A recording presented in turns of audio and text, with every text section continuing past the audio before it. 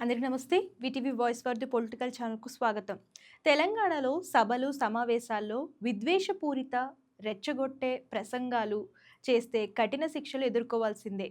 ఇలాంటి మాటలు digital, print రూపంలో ఉన్న చర్యలు తప్పవు అంటున్నారు. అలాగే కులం, మతం, జాతి, లింగం, నివాసం, భాషకు వ్యతిరేకంగా వ్యాఖ్యలు చేయరాదు. అసెంబ్లీ ఆమోదించిన hate speech and hate crime prevention bill ప్రకారం తొలిసారి తప్పు చేస్తే 50,000 ఫైన్, 7 ఏళ్లు జైలు. అలాగే రెండోసారి చేస్తే 1,00,000 ఫైన్, 10 ఏళ్లు జైలు శిక్ష విధిస్తారు.